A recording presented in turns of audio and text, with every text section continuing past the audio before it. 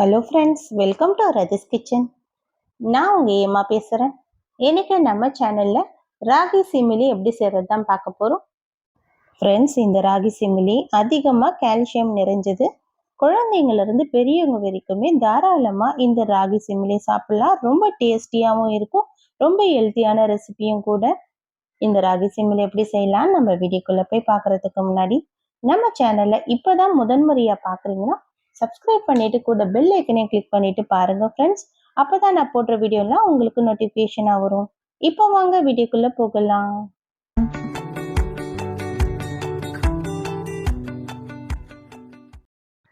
Friends, இந்த சிமிலி செய்யறதுக்காக இப்போ ஒரு பாத்திரத்துல 1 கப் அளவுக்கு கேழ்வரகு மாவு சேர்த்துட்டு, இது கூடவே ஒரு 1/4 ஸ்பூன் அளவுக்கு உப்பு சேர்த்துட்டு, இப்போ நம்ம இதுல கொஞ்சம் கொஞ்சமா தண்ணி சேர்த்துட்டு நல்லா இதை சப்பாத்தி மாவு பதத்துக்கு நல்லா சாஃப்டா பிணைஞ்சு எடுத்துக்கலாம்.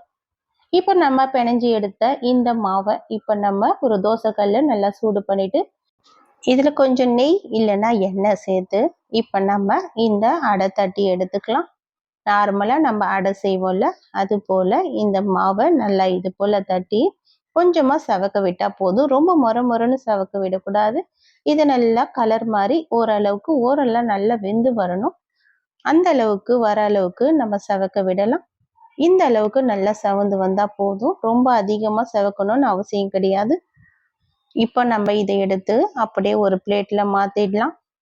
இந்த கேழ்வரகு அடை இது போல செஞ்சுட்டு நம்ம அதுக்கப்புறமா சின்னதா உடைச்சி தான் நம்ம சேர்த்துக்க போறோம். அதனால நமக்கு எந்த ஷேப்ல தேவையோ அந்த ஷேப்ல நம்ம சின்னதாவோ பெருசாவோ கூட தட்டி எடுத்துக்கலாம் அடையே. மீதமுள்ள எல்லா மாவையுமே இது போல அடை செஞ்சு நம்ம ரெடி பண்ணி எடுத்துக்கலாம். இப்போ எல்லா அடையும் இது போல நம்ம ரெடி பண்ணி எடுத்ததுக்கு அப்புறமா இது நல்லா கொஞ்சம் ஆறட்டும்.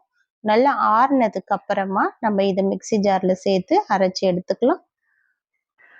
நம்ம மிக்சி ஜார்ல சேர்க்கறதுக்கு முன்னாடி இது போல சின்னதா அடையை கட் பண்ணி போட்டுக்கலாம். அப்பதான் நமக்கு இது நல்லா அரைப்படும். கொஞ்சம் நல்லா சூடாறி வரணும். ஏன்னா நம்ம மிக்சி ஜார்ல சேர்த்து அரைக்கணும்ல, அதனால வெது சூடு இருந்தாலும் பரவாயில்ல, இல்லை கொஞ்சம் நல்லா ஆறி வந்தாலும் பரவாயில்ல. இப்போ இந்த மிக்சி ஜார் எடுத்துக்கலாம். இப்போ நம்ம ஏற்கனவே ரெடி பண்ணி வச்சிருந்த அடையை எடுத்து இது போல கொஞ்சம் கொஞ்சமா சேர்த்துக்கலாம். கொஞ்சமா நம்ம மிக்சி ஜாருக்கு ஏற்ற மாதிரி சேர்த்துட்டு இது கூடவே ஒரு 100 கிராம் அளவுக்கு வேர்க்கடலை, வறுத்த வேர்க்கடலை சேர்த்துக்கலாம். பச்சை வேர்க்கடலையா இருந்தா வறுத்துட்டு சேர்த்துக்குங்க. இது கூடவே 50 கிராம் அளவுக்கு கருப்பு எள்ளு சேர்த்துக்கிறேன். இதுல வெள்ளை எள்ளு கூட சேர்க்கலாம். நான் கருப்பு எள்ளு சேர்த்துருக்கேன். இப்போ நம்ம இது கூடவே ஒரு 1/4 கிலோ அளவுக்கு வெல்லமும் சேர்த்துக்கலாம். சேர்த்துட்டு இதை நல்லா அரைச்சி எடுத்துக்கலாம்.